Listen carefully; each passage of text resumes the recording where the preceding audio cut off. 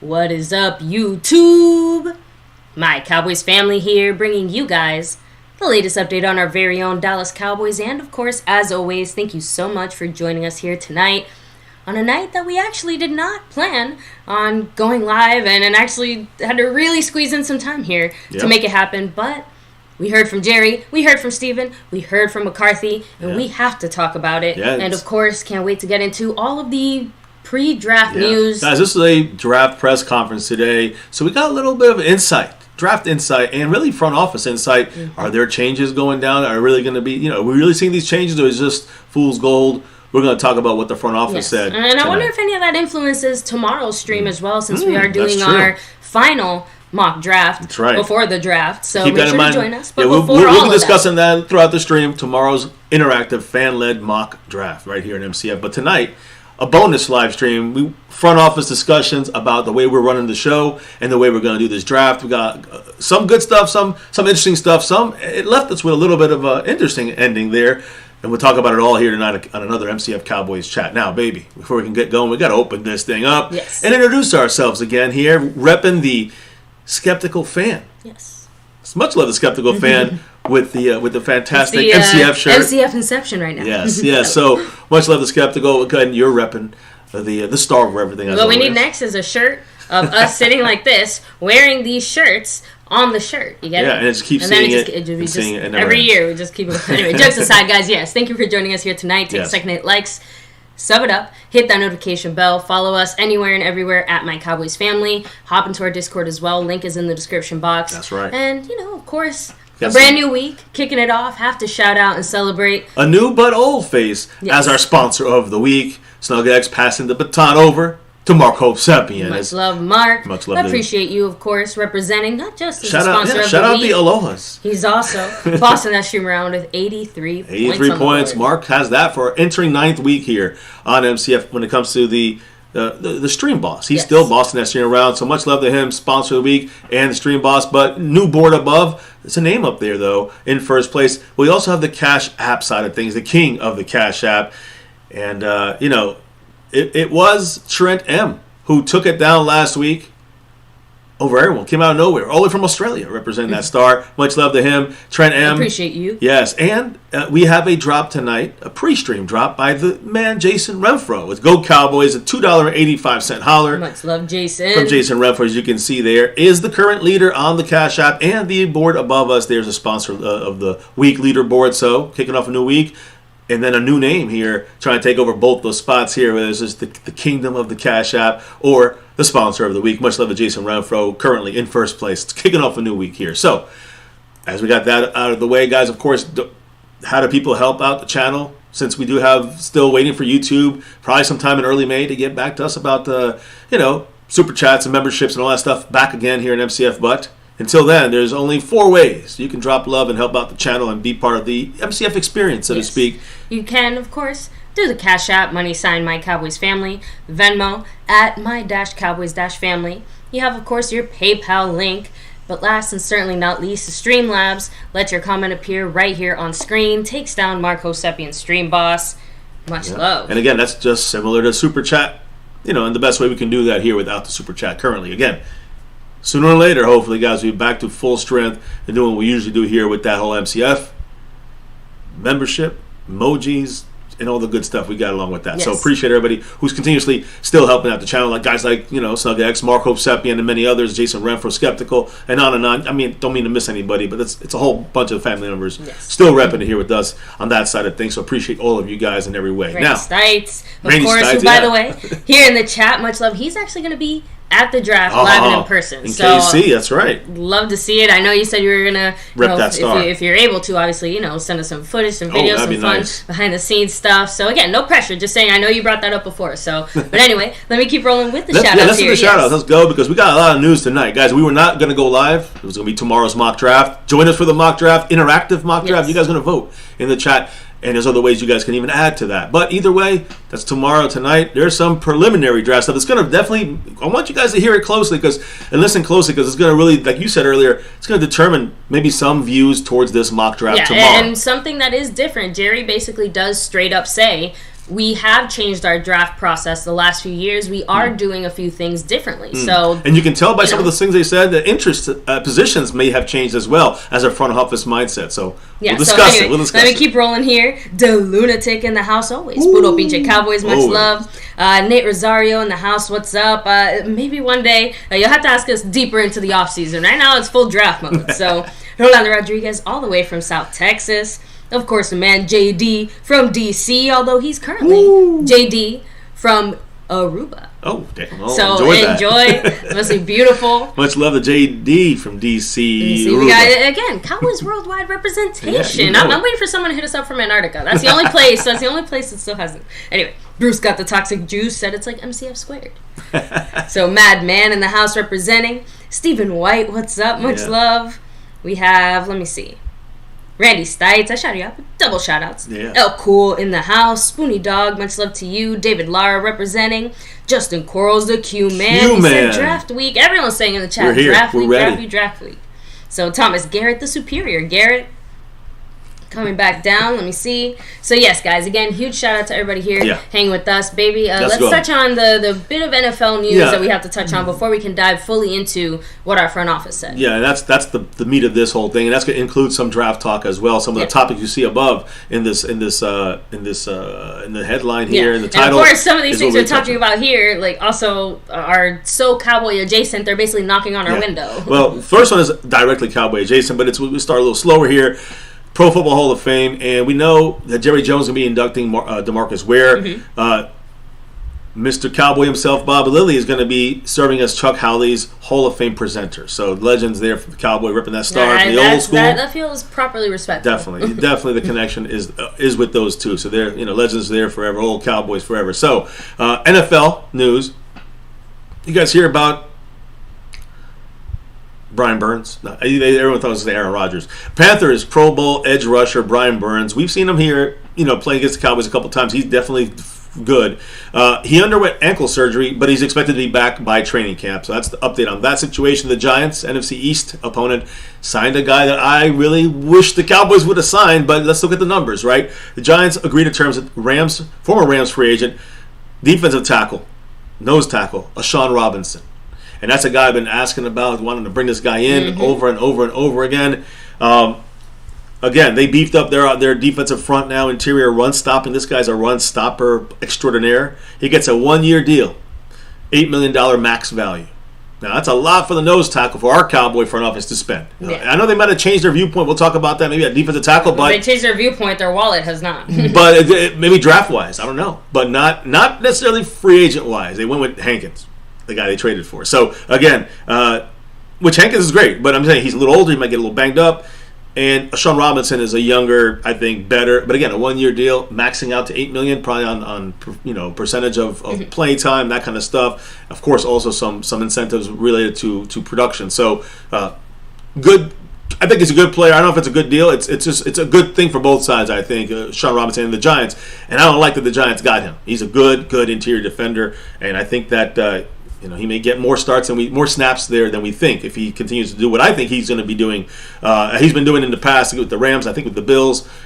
I like this guy, and the Giants have him, unfortunately. I don't like him anymore. So the Tennessee Titans, we talk about the Derrick Henry connection to the Eagles and, of course, the Cowboys. I think it's idiotic replacing a Zeke with a Zeke. And I'm not saying he's as broken down as Zeke is right now, being overused, but we're just he's got a year or two away from that. We're basically putting ourselves back in that same position. Yeah, that would be horrific. Titans GM Rand Carthon said that told reporters today that basically I'm paraphrasing here, but he did not receive any calls from any teams to trade for Derrick Henry. So that's what they're saying. We know that could be just smoke. Yeah. Either way, we know there was another trade we've been waiting for months for here, a little over a month. This is the Aaron Rodgers trade to the Jets. Well, it happened today. Yes, officially. Yeah, it kind of went from 0 to 60 because they only just picked up the phone again to discuss it. Last couple of days, we heard about it yesterday. We talked about it here. How that's going to happen, but it was expected to take a while. And it could have taken longer. It didn't. It happened whatever today. made it happen there, obviously both sides were motivated to get it done before the draft. A lot of it was the worry that he might retire or maybe get injured in this season. He won't be able to finish his contract in the following season. Here's the deal, guys. The Packers traded away Aaron Rodgers to the Jets. They agreed on this mega trade, sending the 4-time MVP Aaron Rodgers to the Jets for major compensation. You guys let me know if you like this or not. I'm just curious. The Jets, they get Aaron Rodgers. They get the Jets' 15th pick of the draft. And they get the Jets' 2023 5th round pick of this draft. I'm sorry, they get the Packers' 15th pick. They get the Packers' 170th pick, which is the 5th round pick from this year. So again, they get Aaron Rodgers, the Jets. They get the Packers' 15th pick this year, 15th overall pick, 1st round pick. And they get the Packers' 5th round pick, which is pick number 170. So the Jets get, we knew they get Aaron Rodgers, but man, they got a 1st round pick along with that. All right. The Packers, they get the Jets pick in the 1st round, which is pick 13. So they move up 2 spots, I guess. Jets move back 2 spots, so that's the way that is. They also get a 2023 2nd round pick, number 42 from this year. Again, so that's a top 50 pick right there. A 6th round pick, top 207th pick of the draft from the Jets. And the Packers also get a conditional 2024 next year 2nd round pick, which is conditional because it becomes a 1st round overall pick if Aaron Rodgers plays at least 65% of the plays this season, which is why, retirement, who knows, and, if he gets injured, who knows. So 65% or more, that 2nd round pick for the Packers, the Jets gave up, goes up to a 1st round pick. The Packers get a better pick on that for next year. So they get basically 2 1st round picks, giving up a 1st round pick, and they also get a 2nd round pick and a 6th round pick for Aaron Rodgers. That's basically what it comes down to. So now I would love to know what you guys think, but I want to say a couple last comments to this. Right. The Packers had two primary quarterbacks in the last 31 years. 2 quarterbacks the last 31 years. Brett Favre and Aaron Rodgers. We're going from the 90s all the way to this moment. So that's some very consistent quarterbacking. Yeah? Both have had their Green Bay careers end the same way. Traded to the Jets? Traded to the Jets, yeah. The next team is the Vikings. Those front offices are more than happy. The Vikings might be getting ready for Aaron Rodgers in a couple of years. I don't know. We'll see what happens. But how does this relate to the Cowboys? Well, it actually does relate to the Cowboys in this season as we get into this. Do you want me to say this now, baby, before we hit the chat up? Because Mike McCarthy's Cowboys this year, offensively, again, our team, our Cowboys, will see the Jets this year and Aaron Rodgers. So, yeah, we actually wouldn't see. I don't think we see the Packers this year. So we actually end up playing Aaron Rodgers again in AT&T Stadium against Mike McCarthy. Of course, this is the last time they were all together in this stadium. I guess they were here a couple times after, but they won a Super Bowl there, and that's in AT&T Stadium, in our stadium, when they were both together in Green Bay, beating the Pittsburgh Steelers. Thank goodness, at least on that one. So the point is, we're going to see the Jets. We're going to see the Jets this year, and the Jets are going to be good. Do not be surprised as the schedule comes out in a couple weeks.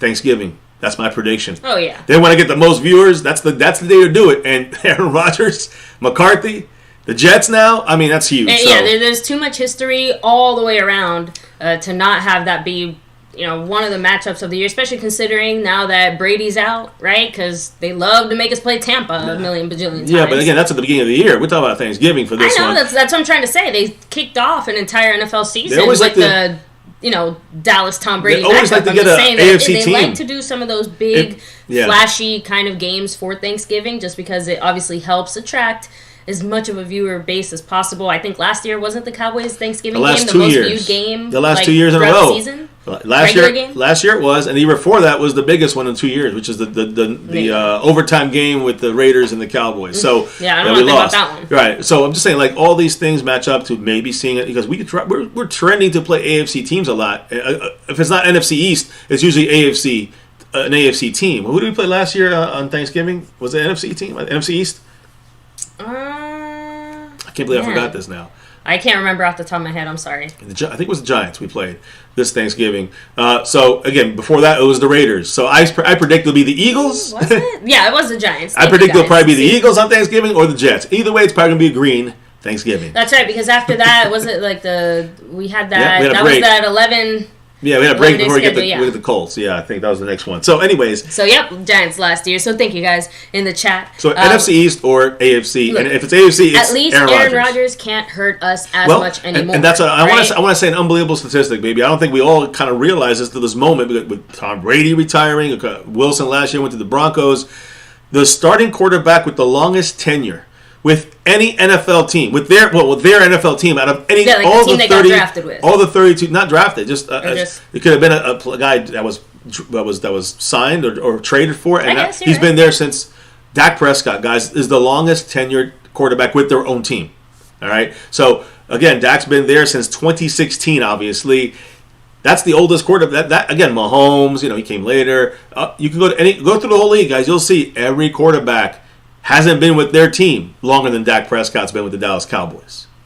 So when you look at it like this, guys, when you look at the NFC versus AFC situation, my goodness. Yeah, things changed quite a bit now. We talked about it yesterday. The Packers are obviously dropping some. They might not be the worst team, but they're definitely rebuilding now, right? So they're out of that mix of the teams that challenge for a playoff spot and for a run. Let's cut through the bullshit. There's always a handful of teams that are high contenders, right? Like the Chiefs are going to be at the top of that list, and of course I'm just saying the Eagles would be at the top of the NFC.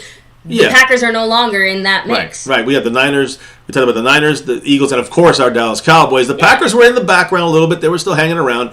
They would contend with Aaron Rodgers some way, somehow. And now they're out of it. So in my mind, Tom Brady's gone. Tampa Bay out of it. Yeah, I mean another team in the playoffs again. So I'm just looking at this, and you look at the NFC quarterbacks in the NFC. We know the AFC quarterbacks are packed in there. They got great quarterbacks over there. But in the NFC, you got Dak Prescott. You got Jalen Hurts. All right. Jared Goff, another name, I guess. Jared Goff. Kirk Cousins. My favorite. Matthew Stafford. I mean, I could keep going. Other guys, I can go younger, like Justin Fields. McVay was trying to throw out the window last year. Justin Fields and Brock Purdy. Ooh. But my point is that these guys, obviously, number one, not tenured as long, but number two, they're not enough sample size yet for those guys. You look at the top 5 guys in NFC, Dak Prescott and Jalen Hurts, even him not being there that long, Goff, Stafford, then we win a Super Bowl. We know why. It wasn't because of him necessarily. Again, so Dak and Jalen are somewhere up here, and the rest of these guys currently, the way that they are playing, is somewhere over here. Yeah, or maybe lower. Maybe a little here. maybe even lower than that. Maybe even lower. Who knows? Maybe here. Point is that's my point. Is that this opens up the NFC. This is the time to strike for the Cowboys. Hopefully, the Cowboys sense the blood in the water. That's the point. This is the time to strike. Some of the comments they made as well, again, lead me to believe that things are changing. Look, let's be honest, our offseason was a little different. So at least in that way, the something's waking up in Dallas, right? Right. Let me go ahead. Hit the chat. Hit up the chat here. Oh, someone did say Carr, the lunatic. Don't forget, Derek Carr, isn't he with the Saints now? Yeah, would you say he's? I guess he. I don't know if he's. I guess he's as good as, let's say, Kirk Cousins. I would have. The point is, you have to. He's better than maybe Goff. add him onto that list. Yeah. Okay, I got you. Goff goes off that list. Derek Carr goes onto. But I'll take Derek Carr and get rid of Brady and Rodgers. Wouldn't you? I still feel like we're still like we're winning. Here's Dak and Jalen. Yeah. And then here's everybody else. Yeah, so it's still a big overall feels that way. Real quick, shout out to Mike Aldana, Akeem Sears. I see you guys here. So exactly, definitely got what they wanted there. So Carr, I guess, would be up there. He'd be 4th, maybe 3rd at best. He was not, but he was. Drums and Cowboys, much love. He said, "Don't sleep on the Lions." I will say again, I agree with everyone here saying good coaching, but it sounds like they have a few more personnel issues there than even he can handle. Just throwing that out there. They lost like 4 guys. Yeah, just they lost 3 all days their ago. receiving depth there. So that's kind of the mindset, I guess. With Jason Renfro, much love. Aaron Appreciate Rodgers. you. So let me see.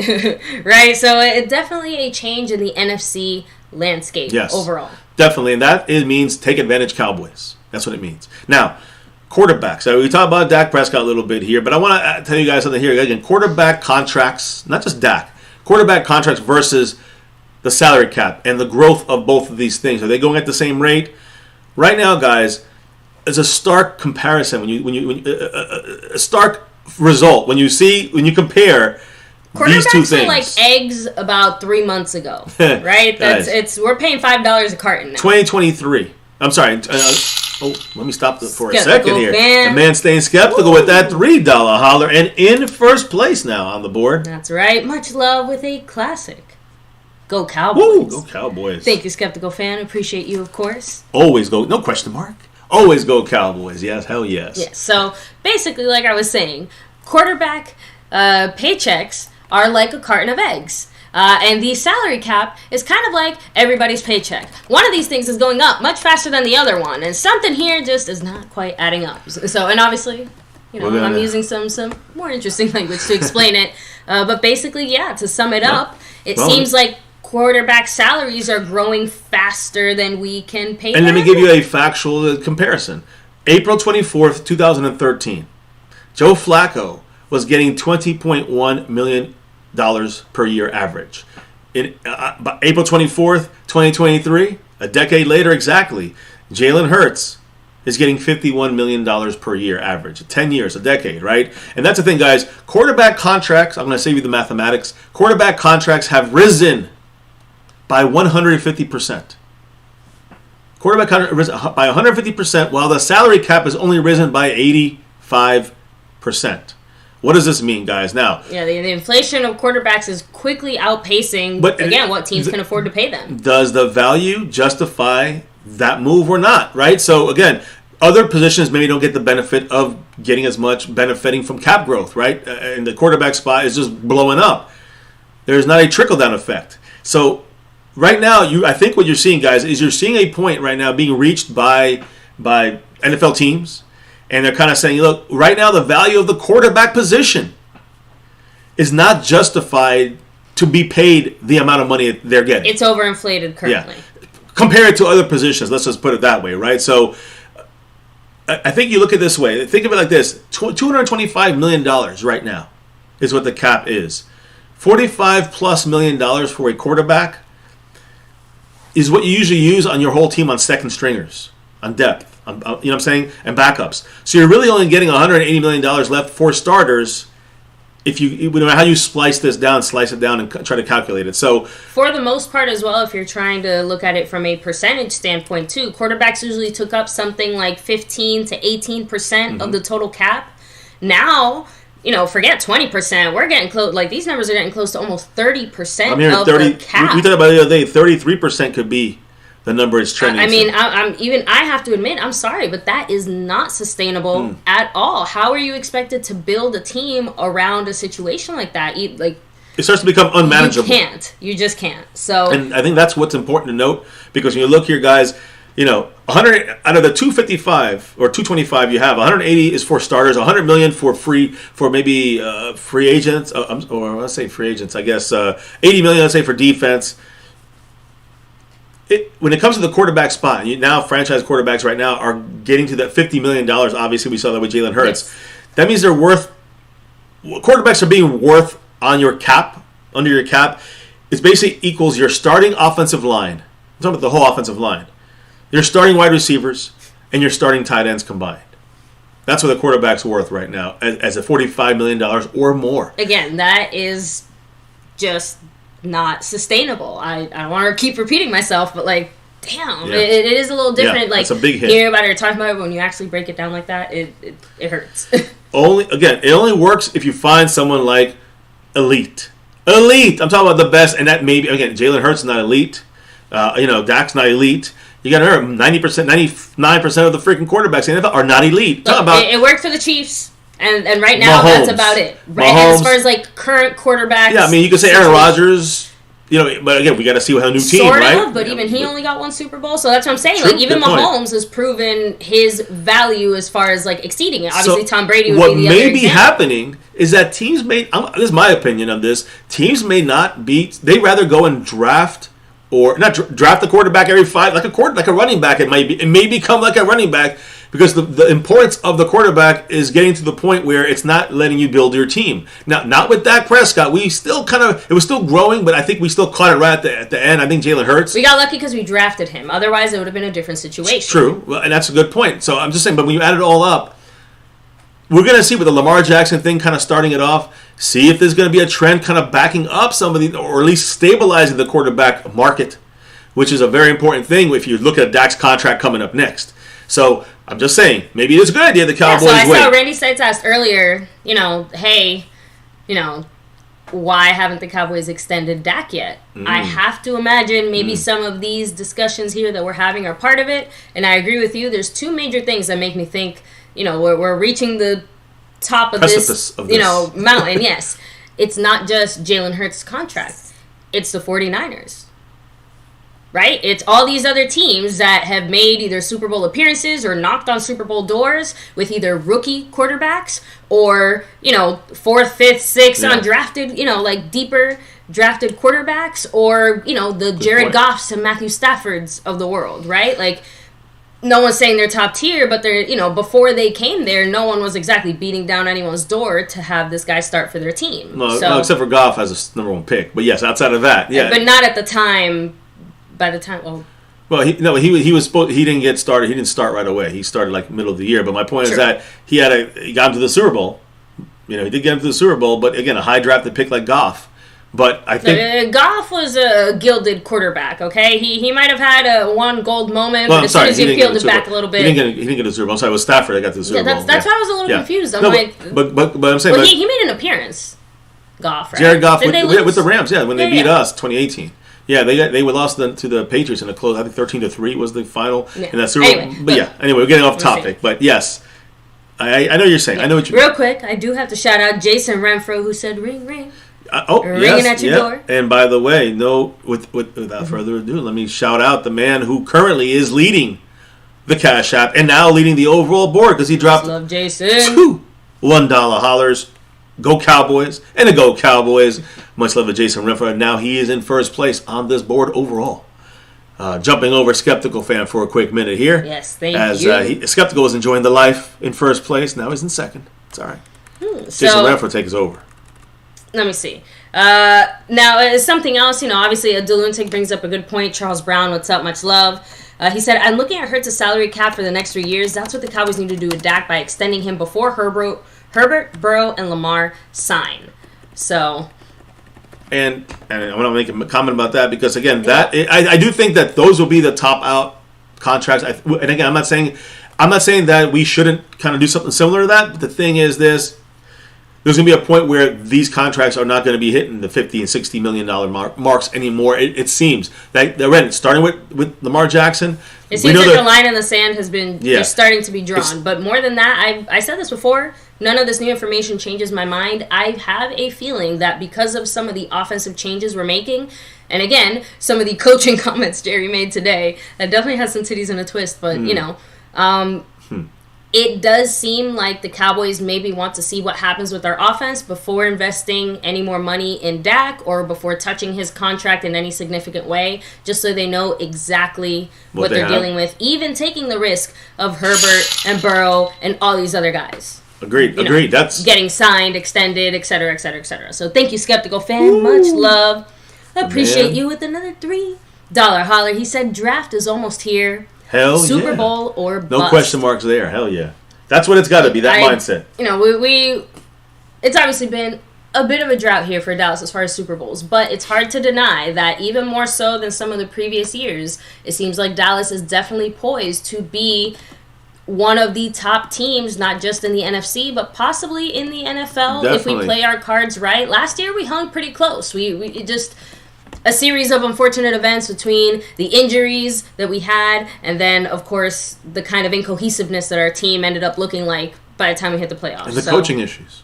So what I'm saying is that's coming. I think most of us can agree that the Cowboys have done a few things differently. We've addressed some of those problems, and, the draft is like the cherry on top that we're waiting to see. This is our little, I hate to say Super Bowl, but this is where the Cowboys shine. What we do best, not free agency, although we didn't do that bad. Hey, Super Bowl start here. Exactly, but with free agency we didn't do that much, bad, I would say this year. We signed our own guys. We made 2 trades, which we don't really do often. So obviously there's a change. And now with the draft, there might be a different change in the mindset. We'll talk about Skeptical said it. No more, no problem. Well, now Skeptical's in first place, jumping over Jason Renfro on the overall board. Jason Renfro's still the leader on the Cash App. So anyway, go ahead, baby, and finish up with the last bit of stuff you had. Right? Yeah, exactly. I just wanted to say when it came to the quarterback money, I don't know if it's going to happen under Dak's contracts or not, but I do think that the watch for again, going by the... See, here's the thing you got to remember, guys. I'm all about figuring out what's the best thing available for this team. And when I'm with Dak Prescott, I'm with them, and he's our quarterback. But I also understand the mathematics and science of things where if things do get to that point and you're going to start paying 33-40% for your quarterback, it's not going to work for your team. It's not going to happen. So, and that's at any position. So it seems like if things don't slow down, teams might be looking for backup players and signing them for $25 million or $30 million a year just to manage the quarterback, manage the offense. And you could get a quarterback like that anywhere. That's what I'm trying to say. So you got to manage the offense for $25 million. That's going to be the teams might go after guys like that more often than going after the 45, 55, 65 million guys in the next couple of years. So just that's all I'm trying to say with that little quarterback contracts versus, the I guess you could say what's going to be coming out of this in the next couple of years when you look at the salary cap and the growth. Mm-hmm. So growth is not matching the quarterback contract, specifically the quarterback contract. That's all. I just wanted to say that. Now, when you look at today's moves by the Dallas Cowboys, and we made a couple of moves. We actually made 3 moves officially to our roster. 3 releases from our 90-man roster. Pre-draft housekeeping, so to speak. The Cowboys released our practice squad tight end, Ian Bunting. The Cowboys also released second year, now entering his second year, was an undrafted guy last year, Isaac Taylor Stewart, defensive back, safety, corner. He has been released today, and so was Devontae Bond, linebacker. We picked them up for free agency. All 3 guys are practice squad guys. The reason? They all failed their physical. So their designation for reasoning of being released was failed physical designation. So keep that in mind for those 3 guys. There may be a point they come back to the team. I want to throw that out there too. There's a very good chance that if they can pass their physicals in a week, they'll be back on the team. We'll see. We'll see what happens. Now, I do want to say, we're going to start talking about the front office. I do want to give a quick glimpse. I would like to give a glimpse at least on offense and defense. We're going to start with defense today on an edge rusher. A lot of people say we should get an edge rusher in this draft, and I'm not necessarily against that, but I do weigh the difference between, again, someone in the first or second round, maybe someone later on. There's obviously a drop-off. Do we need that guy this year, though? Mm-hmm. Is my question. We got, again, we talked about Micah and Sam Williams. That's up. Those are the future, in my opinion, to this defensive line. Hopefully, right now we got DeMarcus Lawrence, Doris Armstrong. You got Chauncey, Gibbs, Chauncey. I can't believe it. Chauncey Golston in the mix there, playing the outside a little bit, and others. But Dante Fowler Jr. is the guy we signed. We re-signed him, and he obviously must be a piece for Dan Quinn's defense. It's important. When you look at his pass rushing snaps, it's about pass rush for him. Mm-hmm. He has 259 pass rushing snaps. That's not that much. Out of usually 1,000 snaps. I'm saying he has 1,000 snaps for the year, maybe 500, 600, 700 for his side of things. He has 6 sacks with only 259 pass rushing snaps, 4 quarterback hits for the season, 40 quarterback pressures, 30 quarterback hurries, and 2 batted balls. He knocked them down. So every 3 defensive pass rushing snaps, he impacts the quarterback in these ways, at least with one of these things: a sack, a quarterback hurry, a quarterback pressure, a quarterback hit, or a batted down ball. So you can see, if you look at between the lines and the efficiency factor, that's where you see why Dan Quinn wanted to have Dante Fowler Jr. back on this rotation at the edge. Now, real quick. Yes. I think we have another drop in the cash. Do we? We do. I think we do. Are you not getting the notifications? Yeah, it's a little. No, it is. It's just I'm in the middle of my thing, so okay. I guess I. No, I'm just making sure you're still getting them. Jason Renfro dropping another one here, guys. Much love to Jason Renfro with his $3 holler. Yes, Brandon Cook style right there. He said, I'm in the lead now. He's back on the top spot. And, of course, he's in the Cash App side. Yes. He said, you hear that? It is me knocking. Go Cowboys. Got an answer. Well, Mr. Renfro knocks. Much love, Jason. Yes, appreciate Jason you. Renfro rocking the spot here. In first place on both the Cash App and the overall board. I will fix that for you. Yes, right and Randy, I have to agree. Whoever, doesn't matter who we draft. They have to be able to play immediately. They have to start immediately. I agree. That does make you think, as far as D-line, I don't know if a defensive lineman would be able to start immediately. An edge rusher? Even then, I mean, consider... No, I'm saying edge rusher, I think that's a problem to get a start on this team. We have quite a few guys here, and not just that. Unless we change our mind about Micah's pass rushing, right? I mean, if that's the case... Which I highly doubt. That's the point. We're just kind of expecting a few guys to step it up even more. What are we going to do? Bench Sam Williams? Right? And that would be a mistake, in my opinion. We got to roll with the guy we drafted. Every year you're going to draft another guy in the first or second round. At edge, it doesn't make any sense. Look, you can never have enough pass rushers. I get it. Or receivers. I get it. Corners. I get it. But you also sometimes need a guard. Or you need a tight end. I don't know. I'm not saying we should do that. I'm saying you can only have so many players on your team. So you eventually do have to kind of just... Agree. Make a choice. And again, you see Jason Renfro in first place, by the way, baby, right there. Yes. He's Skeptical fan in second. Appreciate both of you guys. 77 points, by the way, from Marco Seppian. That's right. I'm the stream boss. On offense, Tyron Smith, we talked about a little offense. maybe go for receiver or cornerback. I don't know, offensive line. Definitely leaning offense. We're going to talk about McCarthy now and their discussions. McCarthy, Jerry Jones, Stephen Jones today. So before I get into that, I want to talk about the offense, that the West Coast offense that McCarthy kind of wants to use. Based on previous West Coast offensive principles spoken on by McCarthy himself in the past, with the Packers in the past, 2023, and this year coming up, guys, optimal targets downfield, optimal. That doesn't mean throw it down the field all game. That means optimize your deep passing game. You just take when you see it open up, that time comes for it, that's when you shoot out there and get it. And that's what Dak's going to do this year. Not going to taking shots, developing on routes down the field. He's going to be hitting it or not. It's going to be one or the other. So optimal targets downfield, Mike McCarthy's offense, usually that comes about, and I don't mean bombs. I mean, usually that comes about 12 yards down the field, 6 to 12 yards in that range. Deep threats, when you go for that bomb, it's about 15 yards or more, 14 or more. Brandon Cooks added to this team, guys. Again, I told you, we all look at him as a smaller guy, so he's in the slot. Guys, 80 receptions when he is in these optimal target situations, 6 to 12 yards or 14 or more yards when it comes to this. So 80 receptions, 1,204 yards, 5 receiving touchdowns. The depth of each catch, 14.5 yards. Okay, so he's hitting that optimal target mark to a T in this West Coast offense, scheme by McCarthy. Out of that, and when it comes to those catches he got, averaging about 14 and a half yards, 170 of those he got in these optimal target catches. About 4 yards after the catch is what he's averaging per catch. So you're getting about almost 20 yards when you hit Brandon Cooks in the optimal point of I would say, in McCarthy's West Coast offense. Yeah.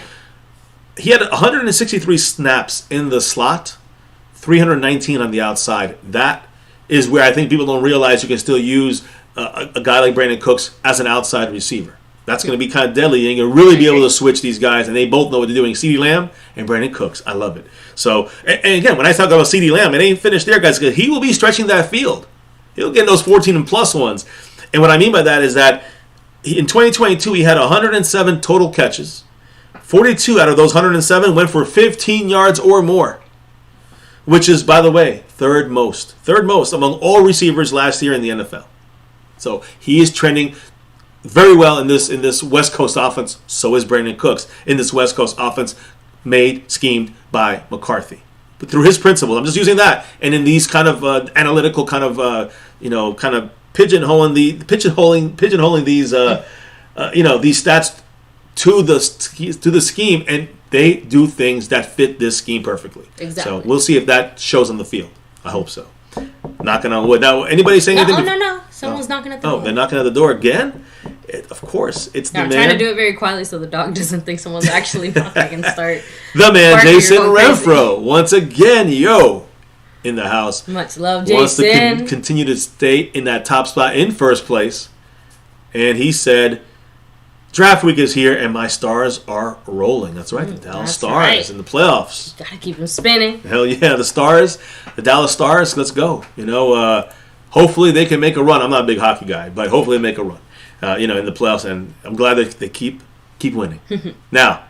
Now, as we continue, baby, any quick comments on this discussion when it comes to I'm going to hit up any the chat real quick, yeah. and then we're going to dive right into the meat. what our front office just said. Yes. Which kind of the exit as well, guys. It's which, by the way, much love, Retro Scotty. And yes, we haven't actually talked about Josh Ball because that's one of the comments that the front office made. Yep. But we are going to touch on that shortly. We're going to dive deep into that right now. So, Lusanta said, seeing how much of a difference Hankins made in the run defense, Jerry and Steven might be more open to drafting a defensive tackle. We're going to talk about that, too. We had I actually responded back to... The Joneses spoke on this, yeah. Because he said, I don't know if they'll draft a defensive tackle in the first 3 rounds. And I kind of responded, I'm like, I could see us grabbing one in the third. I could see day 1 or 2. I could never see day 2 being that Mozzie Smith, spot, right? Yes. That that area there where you can see an Aika. But yeah, I do think that we put a little bit more stock into that position, and apparently a few more too, I would never have guessed that until today. I would never have thought that maybe until today. We'll hear it from the Joneses here in a minute. Yeah, so let me see. Now, Cameron C. would love to see Bijan Robinson as the complement to CeeDee Lamb there offensively. Much love, Dallas Cowboy 92. Hey. Charles Brown, all of you guys, real quick. Take a second, hit like, subscribe, hit that notification bell, follow us anywhere and everywhere at MyCowboysFamily. hop in the Discord, links down below in the description box. And guys, there's only a handful of ways in the meantime while we're still dealing with the YouTube shenanigans. Four ways. Cash App, money sign MyCowboysFamily. You have your Venmo at my-Cowboys-Family. The regular PayPal link. And, of course, last but certainly not least, you see a skeptical fan flexing that tonight. Of course, with that Streamlabs link, taking down Marco Sepian's stream boss. He's down to 77 on there right now. And speaking of Mark, shout out to him, the sponsor of the week Hell and the stream yeah. boss. Much and love. Trent, and representing on the Cash App King side of things. Oh, Jason Renfro taking everything right now. Yeah, so in the Jason lead. said it's Night my one day. of draft week. We'll see what happens. It's in my draft week. Exactly. So tomorrow is going to be your guys' draft Yes. day here on Mock Draft Interactive. You guys involved. Be here for that one. Yes. Let me see. And thank you, Scorpio. Much love. Thanks for hanging with us. So Yes. let's go ahead. Like you said, Yeah. it's. I'm gonna get. I know you have all the all the thoughts and all everything. I can't wait because I haven't heard many of these, but I'm gonna tell you what I kind of a little bit of what I heard trickling through. First of all, this was a live draft press conference by Jerry Jones, Stephen Jones, and Mike McCarthy. Mm-hmm. They hosted this. They always do a pre-draft press conference. It was from the Star in Frisco. Yeah. It apparently ran a little longer than expected as well. Yeah, a lot so of they people- actually kind of talked, I think, maybe more or longer. And I'm pretty than sure expected. Kramer from that MSNBC Yes, show was Jim there Cramer too. was Jim there. Cramer, yes. But there's some takeaways from this press conference. Just generally stuff. I don't even know all the details that you're going to fill me in, and you're going to fill us all in here. But a lot of movement about what we're going to do with that 26th pick, like up, down, stay in the same spot. Who we're going to draft there? Up, down, side to side. You know, they said that they have about 15 to 18 first round graded guys. So I'm sorry. No, I thought that we were going to. Okay, I was going to give a quick kind of like rundown of things, and I think you're going to fill in the details. But go ahead, baby. You hit it up. I just think it's interesting to see some of the comments made at the end of this thing. Let me do my job. The comments at the end of this thing was crazy. I will say one last thing, though. One last thing, nothing to do with anything what was said today. It's just kind of hanging on to the kind of the draft stuff, which they're going to talk about here. From 1994 to 2022, the Cowboys have earned, I guess you could say, scored the second most compensatory picks in that span. Since the compensatory picks were given out, we have 52 in that 94 to 2022 time span. Anyways, baby, I'm sorry. Now you told yours. Take over. Let us know what is going down with the Joneses. If you hear something again, just pretend you didn't.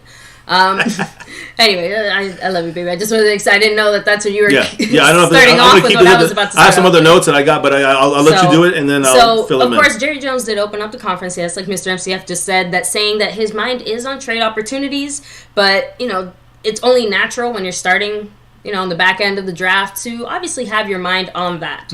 So he also said that McCarthy has had more input in the draft process than he ever did with the Packers and than he ever, did with us too. Right. So this is progressively he's getting more involved. Jerry straight up said this is how he likes it. So this he is likes actually his coaches involved in the draft. So this is actually a all push. the way back from Garrett too. Yeah, I mean he was involved, but I don't think even Garrett was involved as much as McCarthy is right now. No, it definitely feels different. It's interesting to note that even in all his years of interaction and involvement, he was deep involvement with the Packers.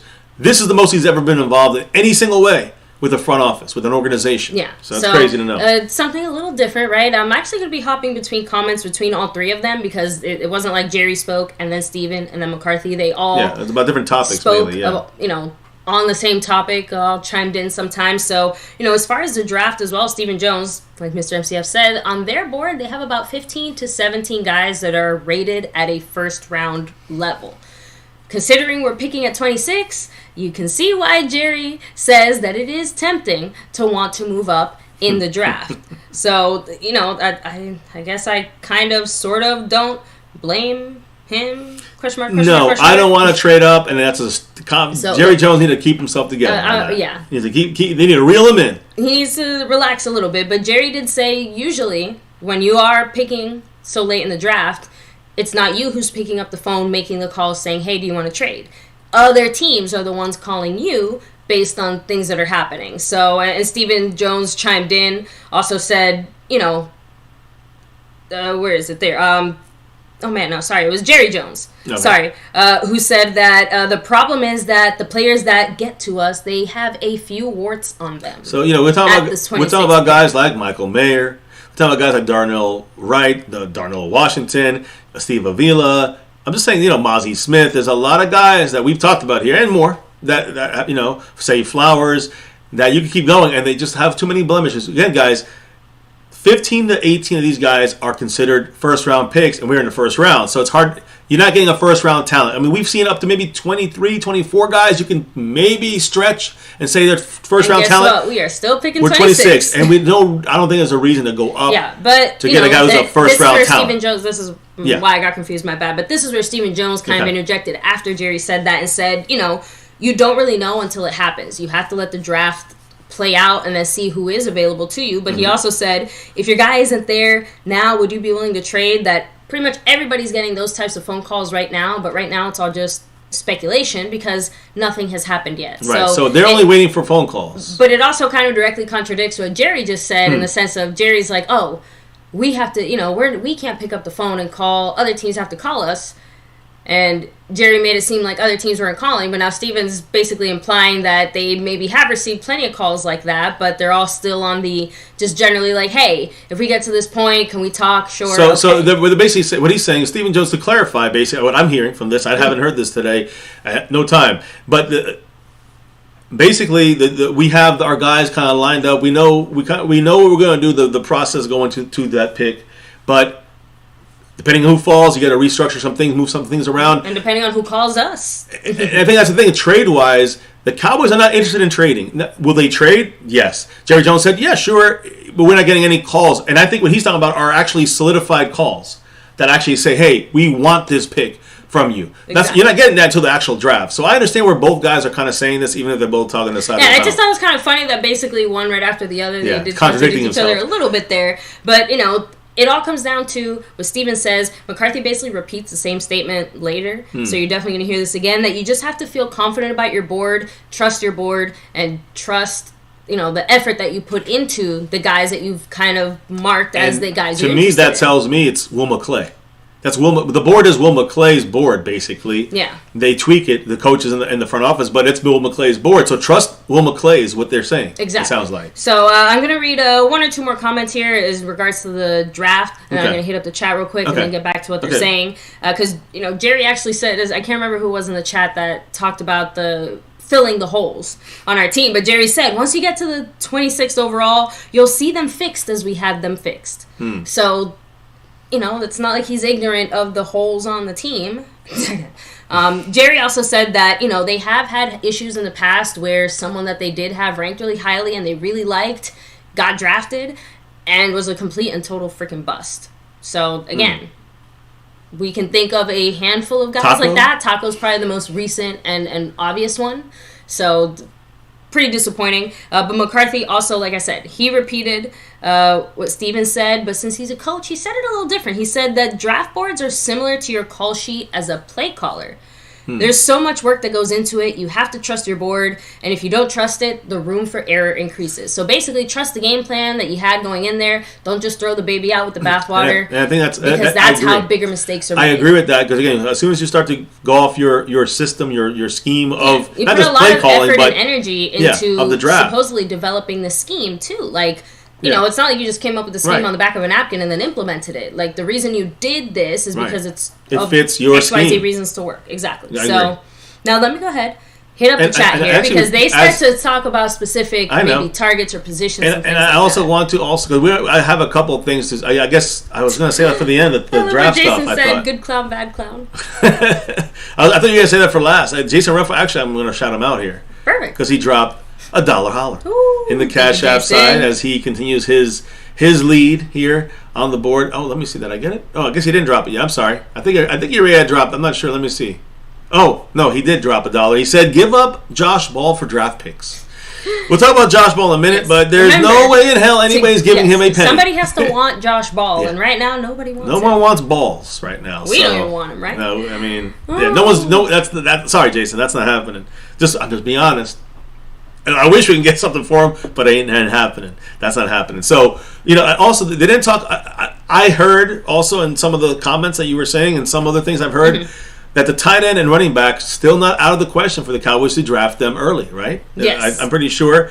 I know they talked about other things with the players. I also think that they use that S2 cognitive test. Yeah, McCarthy actually said that that tool is an excellent tool, that he is impressed by it. McClay and the in-house staff did do some work on it, but when push comes to shove, tape is still king. And the scouts doing their research is still king. So they definitely did, put in a lot of work and effort and use this technology, but they still have, their own things that they fall back on. I think the big draft day trade hasn't happened. I think what Jerry said, I think one of them had said is because of situations, not philosophy. Although they are changing some things, we'll talk about that a little bit more here. But and we're going to talk about Josh Ball and the flex from inside and outside. We're going to talk about that, what they said today, and also the voluntary workouts, the OTAs, tremendous attendance. I got to clap it up there. They're all there for the Cowboys. We tend to always be one of the most attended teams, so that's always nice. And by the way, side note, since we are talking about scouts and scouting and drafting and all that stuff, Jerry actually let it be known the Cowboys spend on average about $250,000 for every one of our players that we scout. Damn. Or draft, I guess, in total. Well, the guys we're scouting, I mean, 250. Or the guys we actually end up drafting. Let me see. We spend over $250,000 per player on scouting expenses. Wow. So I'm not sure if per player means per player drafted or just per player scouted. Sounds like per player scouted. Per player scouted. That's a lot of money. Obviously, some of those guys get less money spent on them as we don't look into them as much. But no matter how you slice that, think about that, baby. I mean, if you get 30 guys visiting, you're scouting these guys. You got other guys you're interested. We almost got 100 guys on our list. You can do the math. How much it's going to cost, right? $2.5 million.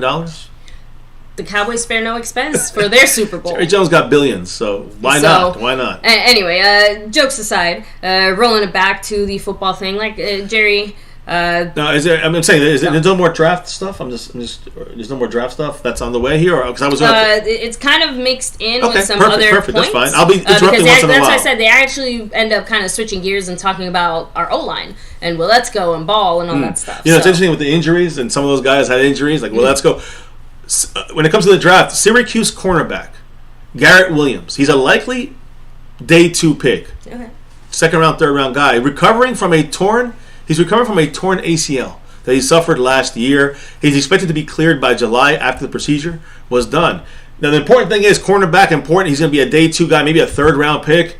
With the Cowboys go third round corner. You know who did the surgery? Cowboys doctor Dan Cooper. Just throwing it out there at cornerback, and there was a mock draft done by Peter King today. He had us taking cornerback Joey Porter Jr. in the first round, which I loved him way back when. Yeah. Before we see how everything broke down, but when you look at the odds of who the Cowboys will pick for the first round, baby, what do you think is number 1 out of all the odds right now? This is per Sports Betting AG. Tight end, your spot. Yes. Makes me very happy. 200 to 1 odds. Defensive lineman, surprisingly, 230 to 1 odds. Offensive lineman, which is my thought here, 375 to 1 odds. Running back is next. Of course, that's all about Bijan. Yeah. The first pick here, 550 to 1 odds. Linebacker, which there's a couple guys out there, 1,400 to 1 odds. Cornerback. See that big drop off there after running back. Cornerback is the next guy. Next one here, pass linebacker, is 2,200 to 1 odds. And again, you just told me about Joey Porter Jr. Safety, 5,000 to 1 odds. Kicker or punter or long snapper, 10,000 to 1 odds. The only thing worse ties that. Moody in the first, got it. The only thing that ties that is quarterback. The Cowboys are likely to the same chance the Cowboys will draft a punter or kicker or long snapper in the first round is the same chance they'll draft a quarterback in the first round. Sorry, those Dak haters. You got to wait another year. I thought that was interesting, and I don't know if they talk about tight end in this speech, but I do have. They do in a little bit. Okay. So hit it up, baby. I'll jump in. I have some tight end, some offensive line stuff. If you want, go ahead and get to the offensive line stuff, because like I said, that was kind of the next thing that was brought up after the cognition thing. Okay, the cognitive test there, S2. Yeah. So offensive lineman, real quick, because you're gonna get into this now, and the best offensive lineman out there, guys. And again, I think you've heard me speak about a lot of different guys, and I kind of seen a lot of lists and and I kind of put my own pseudo list together here with the guy. I'm not talking about center, guard, or tackle, all three. I'm talking about all the best guys in this draft. You look at DeJuan Jones, Broderick Jones, the Jones. They're going to be gone right away. You know who's third on most people's lists? Paris Johnson Jr. But I think Darnell Wright's going to be the edge there, although both guys can play guard tackle. And that's why I think if Darnell Wright comes down and gets to ours, we're getting a guy like Paris Johnson Jr., who's a top 10, 15 pick for a while. Darnell Wright drops to us. You got to grab this guy. Now, there's also a guy who I've been talking about a lot, when it comes to Peter Skronsky. I think he's in that level, in that area as well. But he's more of a tackle guard, more of a tackle kind of guy. You want an interior guy. Second round, if the Cowboys didn't get an offensive lineman, you look at center guard, John Michael Schmidt. So a lot of people say he's the best center in this thing. So there's a lot of great talent here at the offensive line, but it drops off after you get past about 10 of these guys or so. So, Steve Avila, kind of, I would say, behind these guys in some way. That's why I don't mind waiting for a second-round pick with Avila. And Anton Harrison, Molly from UCLA, we talked about him a little bit. Osiris Torrance, I'd say he rounds out the top 10 more or less. And, guys like Andrew Voorhees, who I think is injured, he's going to drop out a little bit. And others out there, Bergeron, you got to put him outside the top 10. So what I'm trying to say, now we're talking about third round and deeper guys. So we got about a good set of guys that can play tackle or guard, tackle and guard, let me put it that way, and also center and guard. Expect a player like that to be picked. Avila's a center guard. Schmitz is a center guard. Darnell Wright's a tackle guard. So just these are the guys. Osiris. That's the one thing about Osiris Torrance. He's only a guard. That's why he's at the bottom of my list for this draft. And a lot of these guys are playing 2 or 3 positions. Even some of the best guys in this thing are playing 2 or 3 positions on that offensive line. So versatility is big for the Cowboys. And I think that when you look at this kind of put together list on overall kind of viewpoints out there, Darnell Wright, to me, to get a top 3 or 4 offensive linemen in this draft, I'm talking about all around offensive linemen. It's a steal at 26. We got to get lucky. Now, I will say about Steve Avila, one thing that I do want to bring up, and baby, I want to know what you think about this, because this actually has the Cowboys intertwined in 2 different players in one comment. A coach said this, in the NFL, a quarterback coach specifically said this. Talk to the guard Steve Avila from TCU. He would not shut up talking about Max Duggan, the quarterback. Yeah. Like he said, quote, I would die for him. And I was like, I get it, but he said, no, you don't understand. We love him. So a lot of people, and then again, what it turned into, that's just showing you Steve Avila and the loyalty he has to a quarterback that he loves, and Max Duggan, who the Cowboys are very interested in, by the way. Yeah. Both these guys. So I'm saying he's kind of got that Dak DNA. Like a 2-for-1 type of situation, right? But the comparison to is it Levi's? Levi's or Levi? I don't even know how to say the guy from Kentucky. He's a top 10 pick right now. They're saying that guy don't have it. To me, it's like that's Wentz, and like Duggan is Dak. It's almost like that's the feeling I get in this draft. Which quarterback inspires love and confidence and a following and which ones don't? That people want to go out there and die for him and break their bodies. Cowboys probably want to get Max Duggan over was Will Levis, Levy's. Yeah, someone in the chat let us know if it's Levi's or Levy's. I don't really care because he is a guy that's going to be off the board for us. We're not interested in the quarterback, but I agree. Let us know how to say it right, so I don't sound completely idiotic. But he will be a top 10 pick in this draft. The Cowboys can wait for Duggan, and that again, it's not only on rah, he's great like that, great work ethic, but that's something you can't teach. Ask Dak and Wentz the difference there. Just on that, one guy almost was able to outdo the other guy.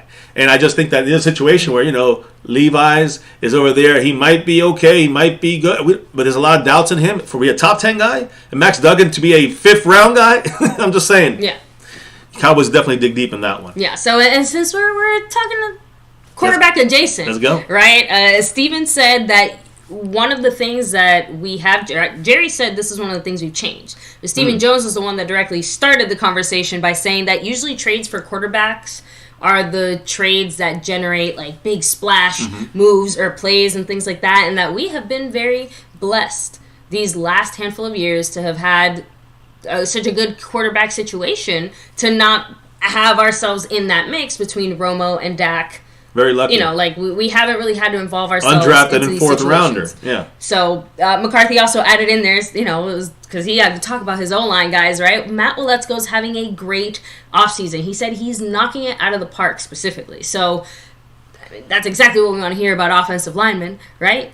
So going for the quarterback, Levis, I think is what he said. Levis, okay, so perfect. Thank you, by the way. Leave us, Will. Thank you, Thomas Garrett. Thank you guys in the chat for letting us know. Sorry. Yeah, I got you off. So, and then Retro Scotty had said, have you heard something about Ball being on the inside? Yeah, McCarthy said it. Apparently, Josh Ball is going to be working more inside than out. So we're going to have Ball inside, not Ball outside. Inside balls. So the interesting thing about this... Let me ask you a question, though. Who do you think is the guy who's going to be better chance of staying on this team? Matt Walesko or Josh Ball? It's obvious to me. Which person was McCarthy excited about there? Walesko. Right? Because Matt Walesko is the one that McCarthy was jumping on his couch for. I think Josh Ball, they're doing the same. Here's my quick snap mindset on this. The Cowboys are doing the same thing with Josh Ball as they got to do now. They might have an extra year, but they got to do this with Isaac Alarcon. Throwing him on the defensive side and hope for the best because he ain't going to make the offensive line. Yeah. Josh Ball's not going to be the offensive tackle for this team at any point in his career anymore. It's about guard or he's out of here, in my opinion. So that's what I might feel. Nut up or shut up. Outside of that, again, since offensive lineman is pretty much one of the few consistent things that everyone here in the chat, like even if you want somebody else, almost everyone can say, you know what, can't get mad at O-line. It's good with O-line. Stephen Jones said it. You can't get enough offensive linemen. Just offense me up, right? He also said, the Bengals last year and the Chiefs over the last few years and that Dallas themselves, right? Like how critical O-line either was or wasn't to their success and how quickly things changed for them there. So said it's great to have Let's Go sitting there, the balls of the world out there to help with O-line. He specifically said the balls of the world. The balls of the world out there. McCarthy? Oh, McCarthy. That was Steven. Oh, Stephen Jones. What's Stephen Jones? Steven is the one He's that's a dickhead, excited though. I understand. about the balls of the world. He wants to bring the balls of the world onto. But right now, the balls of the world are inside now. Interior. Offensive line, as Scorpio said, inside the zipper. Yeah, so, and then McCarthy actually chimed in right after that, confirming What's wrong with it's not us? like Ball is only going to be on the inside, he's also going to be on the outside. So he'll be loose balls, he's going We're commando. going to have him play both guard and tackle. So, like you said, tackle is his natural spot, so he should be playing tackle, but he barely can hang there. Yeah, so he also his said balls McCarthy... can barely hang there. Live, you never know what happens. Sorry, baby. Look. Balls inside, Steven balls said it outside. Steven said it on me. So, but McCarthy said one of balls. the bigger improvements that the team has made in the offseason comes from players that are already on the team. That's where most of the improvements have come from. The second and third year guys making that jump, McCarthy is saying that's what's taking Dallas to the next level. The Sam Williams of the world at all. Damone Clark. Anyway, sorry, I get a little lost in the sauce sometimes. The chat right now. Let me go ahead and go to the chat. You're doing the stuff here. Again, here, Josh's nickname is Blue. Says Scorpio. Yes. Ball is transitioning, says Stephen White. Mike Aldana said Duggan more likely to be undrafted. Remember, he's Josh Ball, not Josh Balls. So we already know he had some kind of unfortunate incident that reduced I like Duggan's comment about... I like Aldana's comment about Duggan. If he's undrafted, that'd be a great deal for the... They'll definitely pick him up, guarantee. Their Josh Balls might be really good on the inside. You never know, said Tyler. We'll see. But usually when they do that, you get the red carpet out.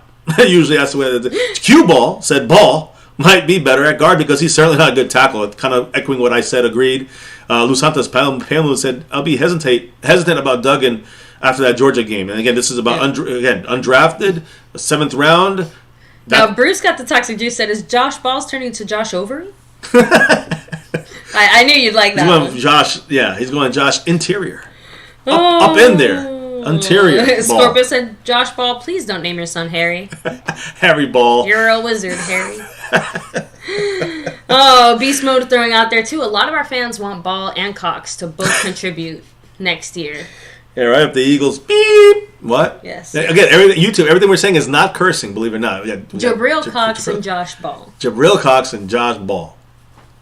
I'm echoing that so they can look it up on Google and find out. Anyways, everybody now has got 50 plus. Hit the like, subscribe, and notification bell. Don't forget to do all that stuff. Grow the channel, grow the family. And we'll see you on the nightly here. Try to be more on the nightly here as we continue doing this off-season thing, right? Draft week is here. McCarthy throwing out there, one of his favorite things. He does believe we are a complimentary football team right now, but that, still add a few more pieces to it. But one of the things that he's most impressed with as far as today's NFL players, everybody likes to crap on these young guys and all their other brouhahas. McCarthy's saying, no, this is one of the good things about them. Outsourcing of performance aspects. So outsourcing. Basically, what does that mean? He basically said, that's what I'm saying. In other words, like exos and all of that. So basically, having that opportunity really helps. Huh. Okay, I'm not okay. I have no idea what's exos. X's. I thought he was taking it like that. Is that what they mean? Yeah, by that? I'm pretty sure. Let me see. How's it written? I have to admit, just off the surface level, I don't think hearing that our players are outsourcing anything sounds like a good thing, but like I don't know. Anyway, rolling on that, Stephen Jones. Let's get into the big money stuff. All right. What did he say? We're talking Dak, I'm baby. Nervous. Oh. He said it. Dak is a big part of their salary cap and the moves that we make going forward. All right. That directly plays into the earlier conversation we had about Yesterday? quarterbacks. Oh, earlier, yeah. Yeah, the 30 minutes money ago, rising. about quarterbacks and the ceilings.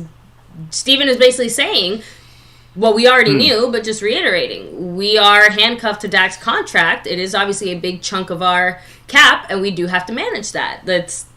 That is currently the price of a good quarterback. We know that. So an above average or franchise quarterback is going, and franchise don't mean Super Bowl. Franchise means your guy for the next handful of years. Yeah. That's a franchise. You do that, you're getting 40 plus easy. Obviously, now we're getting to 50 plus.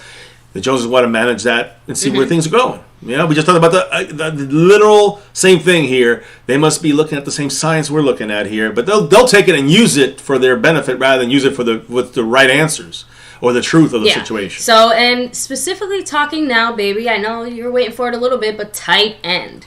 So McCarthy. I don't like your tight end. That's the only tight end I like. Let's keep it that way. McCarthy specifically said, and remember how I said he's going to echo some of the things that Steven already said as far as like trusting your draft board, right?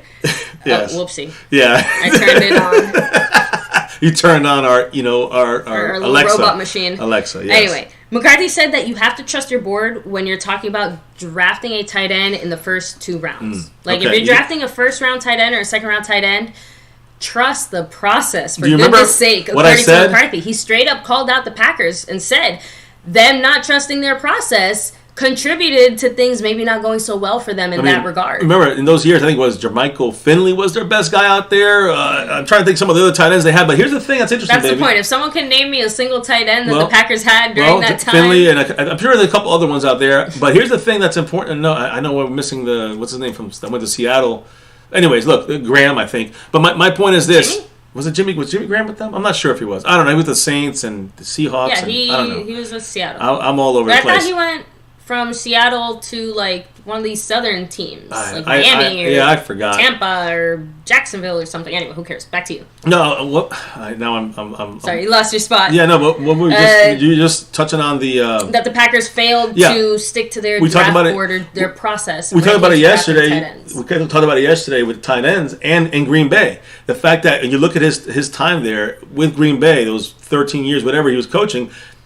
Again, now I'm figuring out. We said this last night, figuring out that he didn't really draft tight ends too early. He never drafted a first round tight end, never drafted a second round tight end in his career when he was involved with the Packers. He drafted like 1 third rounder or 2 third rounders, and the rest were 5th rounders or later. So remember, McCarthy also didn't have too much input on that situation. But he had more. He had some input. He did. But at the end of his tenure there in Green Bay, he kind of lost some of that input. My point is, with the Cowboys, he's had input, but has he had as much as this year ever in his career? No. And so is that so as you saying about tight ends, you have to make sure you stick to the script, the first and second rounds. Maybe, like you said, Green Bay didn't do that. You can see why the tight ends were gotten a 3rd or 5th or worse. The Cowboys may not, almost showing you like this is not a McCarthy way after what I said yesterday. It seems like the McCarthy way was more the Green Bay Packer front office way. Again, Jerry said it, McCarthy said it, Steven said it. It keeps being reiterated over and over again. This is the most involved McCarthy's ever been, not just with our Cowboys draft process, any draft process bar none. That was like last year, and they're repeating that this year. So that just means he's doing more. He's just more involved. Draft-wise. So you're talking about tight end. That's where one of the stops I had. Go ahead. Because that's where I think we got to talk about the way that the tight ends that are truly going to be there. Dalton Kincaid, I personally would not want him from Utah at that spot because of his back issues. Darnell Washington, a little too early to get a guy with so little production. High ceiling, but little production. So to me, it's if Michael Mayer gets down there from Notre Dame, the Cowboys are going to consider tight end. He'd be the guy I go with. The reasoning is, and think about this, from most NFL team scouts, executives, and all that, the floor for Michael Mayer right now is 26th with the Cowboys. So he gets to the Cowboys, he ain't going to go past that. I mean, Cowboys are drafting him, or someone is going to draft him immediately after that if the Cowboys pass on him. A lot of interest, a lot of work done on Michael Mayer. Many teams, and they all like him. The floor is 26. Like he's the 26th best player. That's the worst case scenario for him. So most NFL execs and scouts say there's no way he gets out of the teens. So, again, just another thing. If we get Mayer, baby, I know that's kind of like you've been saying tight end for a while. That's going to be like your championship. Yeah. So, and it's not like I'm necessarily a huge fan of Mayer. It's not a bad pick, though. That position. It's not a bad pick, though, for Mayer. At first round, I do have my issues with that, like I have at running back. But he's the best tight end to pick, I'd say, at that spot. If you're making the best of a bad situation in the sense of you already know you're probably not going to get first-round talent at that 26th spot, you got to go with the best you can get. And you know what Michael Mayer does? The things that McCarthy wants. And I say that only because of this. These are McCarthy's 3 musts at the tight end position. You got to be able to play the traditional Y route, which is, you go down this and you go this way or that way. It's like almost an option route, but it's from a tight end. It's a lot easier to kind of predict. And Witten did that a lot. The Cowboys are like that. McCarthy likes that. Now, be a movement player. We know Michael Mayer is a guy that's been the number 1 target in Notre Dame, and he beat out 2 NFL talent guys in front of him that were older than him as a freshman. And also be displaced as a receiver. You saw that with Dalton Schultz last year. Mayer can play slot. He was their number 1 receiver for Notre Dame. I'm just saying he fits those things. And you got to remember, McCarthy said this. I don't know if he said this today, baby, but here's a quote he said. I think this was in the past. Mm-hmm. As many 6'4", 250-pound men that can play on 4 downs on offense. I don't think you can have enough of that body type on your team. Mayer fits those numbers almost to a T. So to me, he's not talking about Darnell Washington. That was Stephen Jones saying that the other night, matching more up to that. This is more Michael Mayer. And McCarthy thinking maybe the 2 M's. Mike McCarthy, Michael Mayer. I don't know. Either way, that's just something. I'm not saying I want this pick or not. I'm just saying this is something to look at when you're looking at the draft. And if Mayer's available, a lot of positives, even if it's not the overall maybe position we wanted to draft. He's definitely the best, I think, currently right now at that position. And again, I don't know if there's any more draft talk, but I'm gonna go through a quick list. There is actually a tiny bit. Okay, well, of course. I don't know if you want me to go to because I have one last thing. It's a great list of a list of players and the gaps between them that we're looking at, that we are liking, that we may want to draft or have brought into 3rd-day visits. JSN is at the top of this list. Out of all the realistic players that can come to us, and JSN is not going to drop to us at receiver. And then we got Nolan Smith from Georgia. Again, defensive edge rusher. Fantastic numbers across the board from him, but he will probably be gone. And not only that, as an edge rusher, I don't know if you want to necessarily jump at that, but again, if he's there, you might want to draft him. Now, the reality of those 2 guys being there as far as round 1 options, very limited, very minimal. But trade down would be the next best option. If you look at the best options for the Cowboys that come to them, JSN, Nolan Smith, and trading down. If you look at this, there's a little gap there. And then you have Darnell Wright, offensive lineman. The most realistic guy that we're going to be able to grab is probably and that's going to help us the most is literally Darnell Wright. Even trading down is not even worth it if you're going to give up a Darnell Wright. Another tiny little gap there, and you got Zay Flowers. I'm not a big fan of, but he's a receiver there. Will McDonald, again, he could be a 40th, 50th pick. I'm just saying, a little early for me.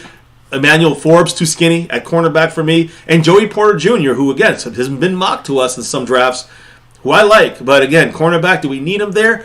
A little gap after that. And then you have guys like Darnell Washington at tight end, Michael Mayer at tight end. Again, high upside. We're looking at high upside here, analytically speaking.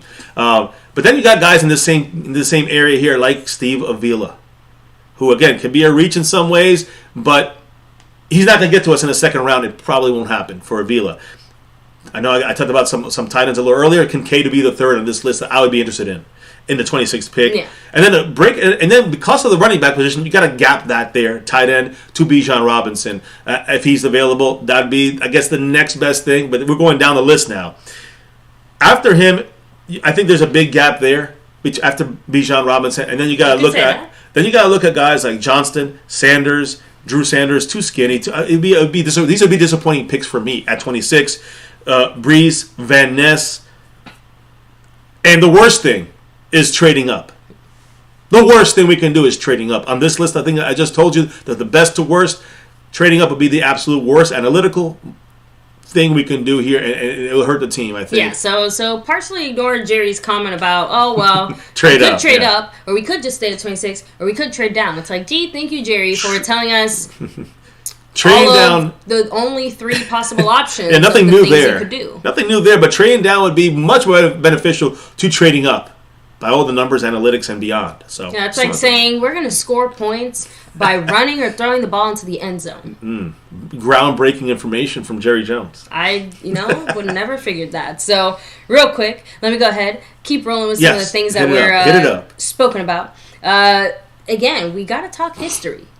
I love my history, my Cowboys. And Stephen Jones said, you have to pay attention to the history of running backs and what's happened. If you're picking top 15, you have to start wanting a player who can earn a second contract. And it does affect you a little bit when it is a running back.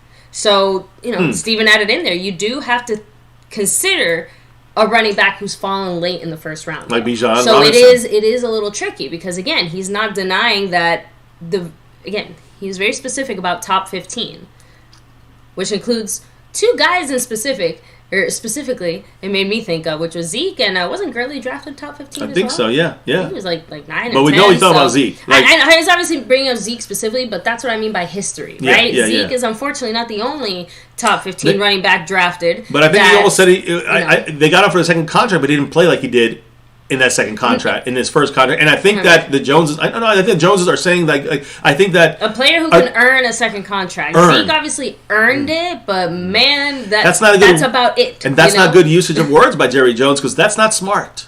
Just because you earn it don't mean that you deserve it. But you know what? In the sense of, for your current play. And Jerry finally said it. Zeke is still an outstanding football player. He's still an outstanding football player, but the same thing happened with Emmitt Smith. But, he straight up... double the career. Jerry kind of said it might have possibly been a mistake to draft Zeke that high. And that has been the thing we've been talking about for years. And I've been agreeing and disagreeing with that. But as it comes down, you got 4 good years of Zeke and 2-3 years not so good years. The mistake was not maybe necessarily drafting Zeke. It was running him into the ground. It was running him into the ground, which also hurt. But yes, the 4th overall pick, he was going to be gone in the top 10 no matter what. And now you can't go back in hindsight. We didn't know that the league was necessarily going to go that way, away from a little running. But we stayed with the running and broke him down. So I blame the Joneses as much as I do. I just hope Micah Parsons doesn't end up in a similar situation from overuse and overextendedness on the D-line, because we saw... we saw him take a few more hits this year, and he said it. D-line is a much bigger wear and tear. He's having contact every single snap, whereas when he was a linebacker, he said it. Maybe 1 in 3 snaps, I'd get contact. So, anyway, and the type of contact that D-line linebacker, completely different. So, by the way, Beast Mode said Mike Fisher hinting the Cowboys might move up to 18. Don't trust Mike Fisher. Beast Mode, I'm just saying this from previous thing. It's all about clickbait, but... If the Cowboys move up, it's a mistake. But he likes to rile up the fans and let them talking about stuff. So let him do his thing. I don't follow him. Yeah, Stephen Jones added in there too. They feel really good about Tony Pollard. They love Britt Brown, working with him. But they also really like Malik Davis at depth. But that you do want to have a minimum of 3 running backs, with maybe the third one being able to play fullback. So again, you got Ronald Jones, currently the fullback. Zeke could do that. That's why I say bring him in and let him fight it out. And of course, we still have Rico Dowdle in the mix, but he's not a fullback. So the fullbackish guys are left. Ronald Jones, who's more of a power running back, and Zeke. If he comes back to the Cowboys, he'd be a power running back, not a Pollard type running back. Yes. So he'd be the backup. He'd be the 20, and I think they would fight it out to see who wins that position. Yeah. And we officially have another member on the big boys in the middle train, guys. Because Stephen Jones said it. The way to improve the run defense is to take those big bodies and beef them up in there. Wow. They said these words? He straight up said, you can't do that enough. Yes, this is Stephen Jones. But you know who's never done that enough? Is the Jet Cowboys. Stephen Jones and Jerry Jones. They don't go for the big guys in the middle very often, at least not very high in drafts. So that could be another change by the Cowboys. I'm not going to fall for their bullshit crap, but... definitely, it seems like they're admitting that Steven wants his D lineman thicker than a bowl of oatmeal. Make it happen. That's the point. They can say all these things. The guy has to be there, though. They need to do Mozzie Smith at 26, I guess, is an option. I know we got. I would say Mozzie could maybe look in the second. If he gets to the second round, if you don't, you still got a guy there like. I think I have the better consideration. You got Keanu if Benton. we end up in a trade down scenario, Mozzie has to be one of the guys that we target within that. Right, I agree. Personally, I agree. I think that becomes a much higher pick. But I think Keanu Benton would be a more value pick if you can't move around, right? So I think if Benton is the only guy. If Benton's available at 58, you take him at 58. Retro Scotty, have a great night, by the way. Good night, Retro. Have a good one, bro. But I think and what I'm trying to say is that I don't necessarily say I think it's a first-round pick. But if we get again, we have gotten Neville Gallimores and Osas in the third round. But no second-round guys. So second round might be more apt to maybe be a defensive tackle. Yeah. And I'm talking about one tech. I did want to hit up the chat super quick. Scorpio said, I'd rather have Darnell Washington. He can block, run faster. It takes 2 or more players to take him down. I like him Thomas too. Garrett said, in the second round. Darnell Wright. Santa's Pale Moon said, I think that Myers a camouflage or distraction to misdirect everyone. The Cowboys have kept their draft plans close to the chest since McCarthy became head coach. Agreed. That's a very good point there. That's why we're just saying what we like. And we're not saying this is definitely the pick. I know I have my favorites, but I know the good and bad and everything on all these players and the positions as well. So we'll see how this thing continues. But I'm looking forward to a change. Yeah, sorry. We are getting towards the end here, guys. Yes, Stephen Jones said that they do continue to do some of their best work as far as player acquisitions in the draft or after the draft with free agency and continuing to see what's out there with veterans. Yeah, so we've done it in the past. Hooker, and again you got Bar and others. The first thing that came into my mind after that comment? What? Zeke. Zeke would be one of those guys. That's the Cowboys doing their best work there. Well, Zeke, again, the Cowboys have done good work after the draft and getting in those, a guard or a guy, could fill in and give us something, a defensive player here, whatever it may be. But I think it's a great point. I think Zeke is one of those names. Now, if we go Bijan Robinson, Zeke ain't coming to town. But if we get, if we go with Zach Evans, if we go with anyone but behind Zach Evans, Zach Charbonnet, or the other guy. If we go that route, Rashawn Johnson, I think the Cowboys could bring back Zeke. Although I still think it's tough. If we don't go to a guy until the 4th or 5th round at running back, then Zeke has a better chance of being here. I agree. So real quick, guys, Jerry Jones did give some love to the man who most deserves it. Thank you, Jerry. Oh. I know. Will McClay. Oh, there it is, yes. I'll give that. He straight up said, Will is unique. I don't want anybody to know about Will. And then he laughed. And he's like, I'm teasing, but I'm not teasing. He has great people skills. I mean, they work for Will and those scouts. That's a management job with those scouts out there on the road. Yeah. And, of course, Jerry was asked, like, 3 different ways. So why isn't McClay the GM? So Jerry cracked up. He was busted out laughing. He said, I can't make him the general manager. We have one.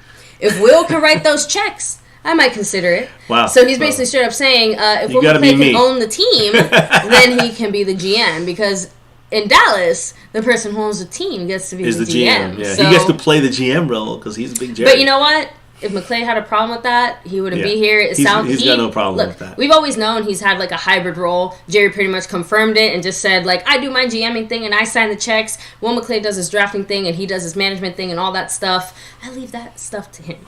So, by the way, Scorpio said, when we talk about defensive tackles, could be the Baylor guys. Ika is his last name from Baylor. A guy who I think is more of a 3rd round guy. Day 2, though. I think the way I'm looking at it is like Mozzie Smith, Keanu Benton from Wisconsin, and then Siaka Ika, whatever the name is. I'll have to look him up a little more. I don't know as much about him, but I do know he's a good run stopper. So, day 1 and 2, you're seeing 3 names that could be there at us in multiple places, multiple rounds that are viable and good. And again, Jacqueline Roy as well. I know there's another guy the Cowboys have looked into. I think he's more of a day 3 or a 3rd or 4th round guy. If you want to look a little bit past Ika. So just some names. They're going to be there. The Cowboys are drafting one of these guys. I'm pretty sure it's going to be one of these nose tackle type guys. Yes. I have to shout out Scorpio. It's all right. And then before we get to the final gut busting comment by Jerry, where Jerry to the coaching. Dropped the mic. Jerry actually in depth explained what we have been doing differently. He said it. Tell me. Our team's draft philosophy has shifted in recent years, and more specifically, the question was as far as the shift in regards to making splashes. Remember that Steven kind of briefly touched on it for a little bit, but Jerry is the one who went a lot more in depth. It's going to be a little bit longer here, but I do think it's important. I'm strapped on for the ride. Let's go. Jerry said, I'll speak for myself. Steven, as I mentioned, is very influential on some of those early ones. He's talking about, Amari Cooper and all that. So he's like, I'm kidding. The bottom line is this. It hasn't been an overall philosophy. It's been the situation. There's a real innate temptation to improve your situation and to physically do something about it rather than just sit there and wait for the gods to take care of you. So, again, he's basically saying it is very hard to fight the impulse to want to throw everything and move up in the draft and sell the farm and get your pick instead of just sitting there and waiting to see what falls to you. Yeah. Like, it is hard. I know Jerry Jones has an itchy trigger finger when it comes to doing that. And in the past, he would do whatever it takes to move up and down. And luckily, Stephen Jones and maybe Will McClay helped him keep him at bay. This year, it might be back to that. Who knows? Said, and then there's an instinctive feel about making a trade. And at the same time, you look at the experiences you've had, you remember what's left in the third round compared to what you've given up in the first. And then you get hand cramps and lockjaw and you don't do it. So my point is, the experience of that will be all that you weigh. So basically, previous experiences of the Dallas Cowboys trying to bet the farm, backfiring in their face, and the resulting PTSD of that making them never want to do it ever, ever again, ever, ever. So he kept going, and I'm not saying, maybe it's great to have somebody that can operate without a net. Maybe that's better. But personally, I think we've got a great mix of reflection on past. I know we have Mike. I don't want to speak for Mike, and I will, though. But Mike McCarthy's standing right next to him. He's got more input here than he had at Green Bay, and let him expound on it. But I always wanted coaches to be involved with us in a big way, and he has everything to do with getting Lamb. So that's something I did not previously know. Apparently Mike McCarthy is the whole reason that CeeDee Lamb came to Dallas. Is in Dallas right now. He's the one that said, get him. Remember, McCarthy loves those receivers. He loves to add more weapons like that. He's an offensive mind. Yeah, and for Jerry to straight up give McCarthy that type of credit, it's not bullshit. But you know that Jerry Jones loved the Lamb and his old friend that died. They also had the name Lamb. He gave him number 88. And there's a whole thing about wearing number 88. But that's my point. Like, Jerry could very easily say, we always loved Lamb and we really want him here. But he gave the credit to McCarthy on that. He gave the credit to McCarthy for saying, fighting for CeeDee. But is that really a big fight, though? Because I think everybody would have said, this is a dynamic playmaker who dropped all the way to us out of the blue, right? So I think everybody was kind of saying, wow, it's great. He went on. My point is, you want a great combination. I'm satisfied with him, and we made the pick. If there's ever been a truer collaboration since I've been with the Cowboys, I don't know when it was. So, again, McCarthy, Jerry, Steven, McClay, Earth, water, the moon, fire, stars, air, all coming together, the four elements to form the avatar of the draft. So honestly, question for you. Yeah. What is the biggest difference as far as our drafting philosophy? Because to me, it sounds like it's two major things. One, we are more conservative as far as trying to be aggressive within the draft, which is somehow weird to say because I think we already were conservative, but you even have to admit the Amari Cooper moves and other things.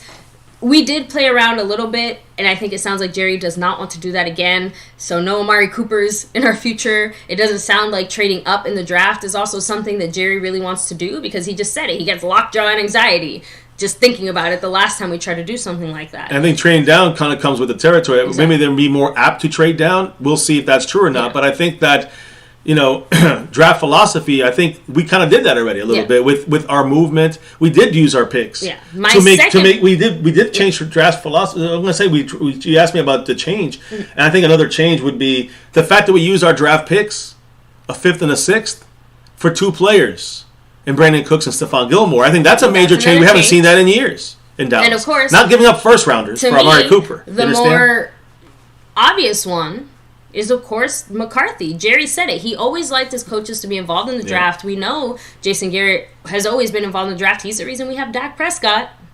He's the guy who told the guy to bring it up to Wade Jerry. Wilson told it to get. But anyways, either way, doesn't matter how it happened. The point is that Garrett was instrumental in getting Dak here, along with other players that did obviously contribute. We've always said that Garrett usually has a pretty decent eye when it comes to drafting. But McCarthy and Jerry, according to Jerry himself, are collaborating more than ever before in Dallas Cowboys past. And we're seeing the types of guys that McCarthy is targeting. And I have to be honest, they seem to be more productive within our scheme. No, but you know why? Because it's his scheme and his players. Instead of Jerry's players into another scheme, right? That doesn't make it fit. Again, I don't want to speculate on what all was happening when Garrett was here, but we know that Garrett did not have as much control as McCarthy seems to have now too. So I'm assuming that's also a factor. Those are some great changes. There's 3 or 4 different things we just discussed here that are showing at least in a year, right? Some changes from the last decade of clown show crap that we've seen from the Cowboys. And like I said, the ultimate mic drop, guys. How literally, we're ending, drop. Mike McCarthy drop. We're not going to end the stream like this. But Jerry ended the press conference like this. And it was silly, right? Like, he said this very, like, jokingly. Right? McCarthy's between, is Jerry Jones on one end, McCarthy in the middle, and Stevens on the other end. Jerry turns to everybody and says, drafting is not our problem, coaching is. Bye. And he left. Not joking. And McCarthy just kind of went like... Now, it was just very funny. So now that you hear that, what do you... Now, I know it's a joke. I know McCarthy's going to laugh and all that stuff, but in the end... There's always a little bit of truth in a lot of jokes. But it's not surprising.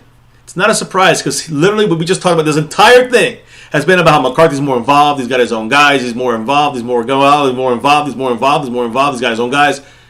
I'm just saying, like, now it's like that's it. Like, everyone talks about Dak, this being the last year for Dak. This is the last year for McCarthy. So to me, it's not surprising that it's about coaching now. Now, the players got to perform. But drafting, as I've said, yes, there's a couple misses here and there, but McClay, he gets, he doesn't have anything to talk about when it comes to what he helped the Cowboys with. And it's more about the coaching to develop these players. Yeah. And whether it's been Garrett's crew or McCarthy's crew, he's had some problems. But the point here is, sometimes the players have to perform in the field, no question, no doubt, but they got to be coached properly, better, and in the right scheme, which the Joneses have to allow. If these things happen, which they're telling us it's happening, it seems like it's happening, we're seeing it like it seems like it's happening as well, then this is not a surprise that it's about coaching and McCarthy. I lean a little more towards Lou Santos' point, but I think the point is, like I said, it is intentionally supposed to be taken more than one way. And that little bit of humor within the truth, within the humor, like I said, McCarthy's seat is slightly warm. But outside of that, Lucy, last year was warm. This year is burning hot. Jerry was obviously talking about Kellen Moore, and like I said, I agree. That's like the coaching. That's issue. The obvious one. That's the one that we all know about. And I'm not saying it's wrong because I do think Jerry was directly implying about Kellen Moore. But like I said, sometimes things can have more than one meaning. And when he said it, and he said it jokingly, again, McCarthy didn't have that look on his face for nothing. Right? It not just because he was taken off guard by Jerryisms, right? No, it's because he's just like, putting our business out here? Like, I just think he made it in-house. He's probably thinking it.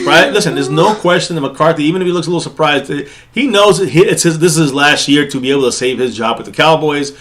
That's it. 12 wins, 12-5. You lose in the playoffs. Yes. You lose early in the plaoffs. You're going to be out. SOS, save our season. So again, I think it's obvious that this is a known thing already from behind the scenes. Jerry Jones made a little joke in front of the cameras, which you don't really want to do. But the thing is this: I think in the end, I agree. When you told me this, the first thing I said was, that's Kellen Moore. Yeah. He's talking about. But it's also Mike McCarthy because he is leading this team going forward. Now it's about the coaching, right? So now we got a coach in there. Supposedly, again, I think last year you saw the Mike McCarthy factor after week 1. Those next 5 weeks, you saw McCarthy managing this team as a coach of the offense. Yeah. And I think that's when you see that's the difference between, there being a problem with coaching. Kellen Moore wasn't coaching very well.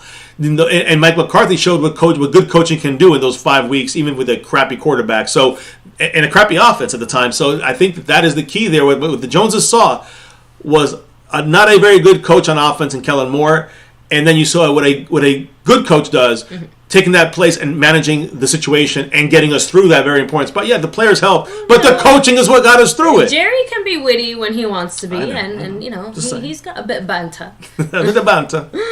Hector Golon saying it. I took it more like he was taking a shot at our former offensive coordinator. I do see it as a shot at Kellen Moore initially, and first and foremost, without question, he's talking about. I just told you the reasoning. I think last year, it's like week 2 and to week 6 or whatever. I think you saw the McCarthy factor. But I think the biggest thing is that McCarthy also is on the hot seat, very hot seat, and this is his last year. He might have been out this year, but he's back. And I think that this is now he's got all input and involved all the way heavily to create this team going forward. They're putting all their marbles now, all their eggs, not into the Dak Prescott basket, into the Mike McCarthy basket. Again, if it has 2 meanings, like I said, Kellen Moore's out. McCarthy's a good coach. He's going to show you. He's going to show us all. Just like Josh Ball is in and out, John's balls are in and out. But the thing is, I think it's the fact that McCarthy is how things didn't have more than one meaning?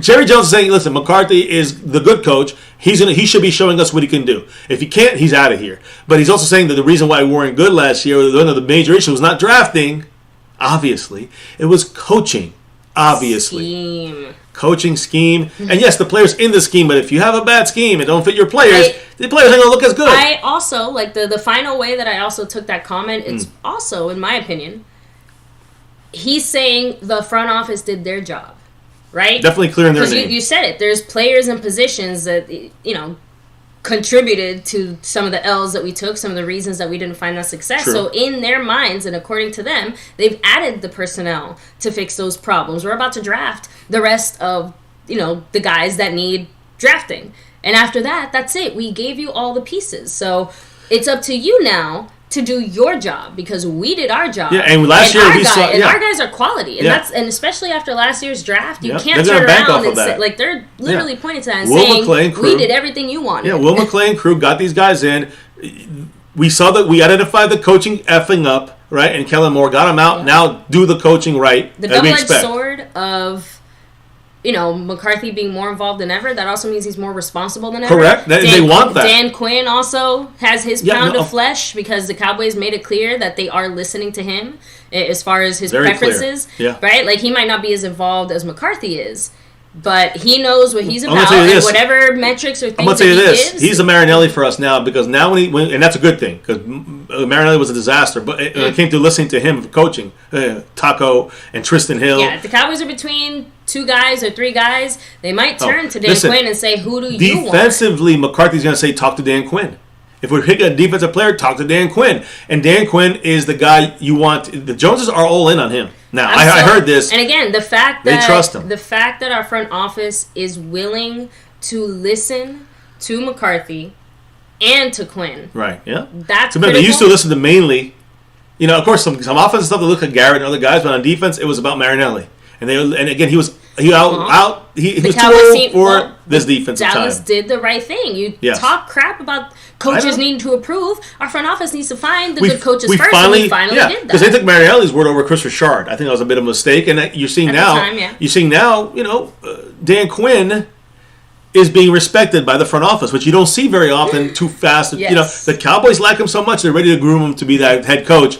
But they got to give McCarthy his last chance, and we'll see what happens this year. If we get that offense clicking, it could be the sky's the limit. I'm going to go ahead and hit up the last final comments of the night, guys. And, of course, as I do, take a second to hit like, subscribe, and hit that notification bell if you didn't already. Best, simplest, easiest way to show your love on MCF, besides the 4 ways that you can show the love in the meantime. You know those 4 ways? Do you know? Of course. The Cash App, money sign, MyCowboysFamily. You have the Venmo, at my-Cowboys-Family. Which is also part of the Cash App. Yes, you're going to put it into that crown, right? Combined. The PayPal link. And last but not least, that Streamlabs link does let you, of course, have your comments show up right here on the screen. Take down the stream boss. All that good stuff. You know how that goes, guys. And the sponsor of the week. He's back at it. Marco Sepien right here. He's also right here. 77 points. Much love to him. And you look at the Cash App side. Yes, you know who's the master there. Who's the top, the king of the Cash App, baby. It's the man, Trent M. That's right. Much love to him. Trent in the house, who is only from New Zealand, Australia, but he's repping that star over everything. So much love to Trent. And the leader, baby, on the board right now. I know we've got a Skeptical fan dropped earlier. Much love to Skeptical fan. Always stay skeptical. But Jason Renfro in first place. He's leading the pack. The leader up there on Cash App. He's the leader on the overall board. Much love to Jason Renfro as he comes for that crown. So, let me see here. Lucentis Pelmu, much love. Scorpio representing House Nelson in the house. Drums and Cowboys saying, if we don't reach the NFC Championship game, I hope the quarterback's on the hot seat too. McCarthy actually did a good job holding it down with key injuries. Yeah, and I think that's one of the reasons that I've said a few times now that I believe the Cowboys... I think that's why the Cowboys haven't extended Dak's contract yet. Yeah, but I think they also want to see what Dak does this year. That's it. But I think when you look at that comment like that, you got to remember... Yes, if Dak is the reason we lost, we were having a great year when he blew that game in the NFC Champion, in the playoffs. Then you got to look at Dak. But if Dak's doing his job and there's a blown play by somebody else, or it's a fumble, or what's the reason we lost? You just can't say it's Dak's fault. It's not the Dak Cowboys. It's the Dallas Cowboys. So Dak is part of it. But I always got to say that with those kind of comments that you have to give me the context of why we lost. You just can't say Cowboys lost, Dak's out. That's not the way you do it. Because why did we lose? Was it defense? Was it coaching? Was it another player on the offense that blew that game for us? If it's Dak, it's Dak, and we got to look at that. If it's not, then don't look at Dak. Yeah, Bruce he can't help other juice, mistakes. Much love. He said maybe he was shooting at the fired head clapper too. Right, clap, clap.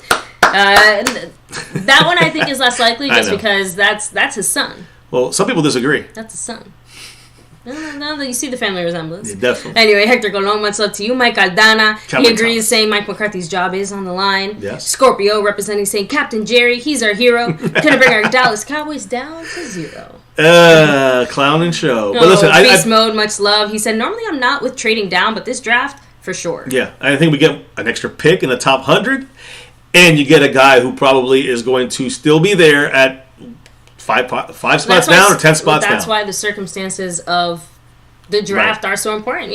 That's one thing I agree with Steven. Right.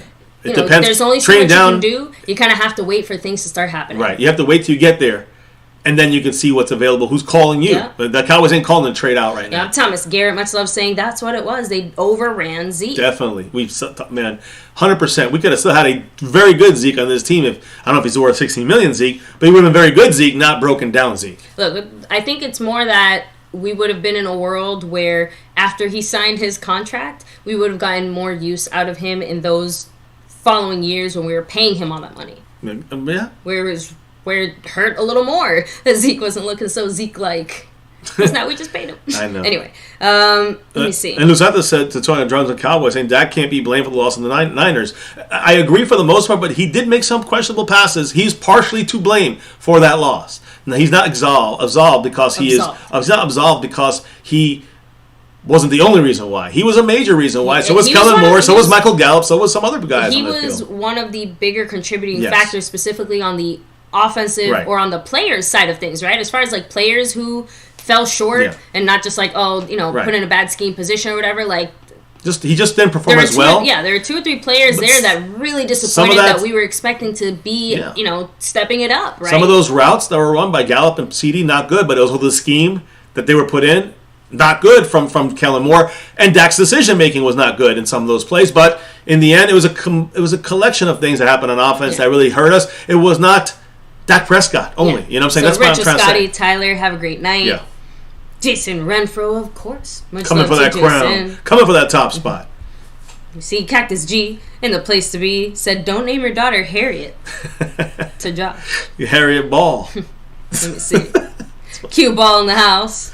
Yeah, they're always playing a little too much with the ball. So House Nelson, much love, saying Dak had the game of his life the week prior, and against the Bucs. And that's what I'm trying to say. When you see a performance like that by Dak Prescott, you can't deny that you do go into that following game with certain expectations. I'm not saying he had to look exactly like that, but for him to look like that and then to look like that hurts. Well, but you know why that happens? I've said this to you guys for years, really, more recently. But to finish this thing up for tonight, guys, it's because of the expectation of what Dak Prescott can and cannot do.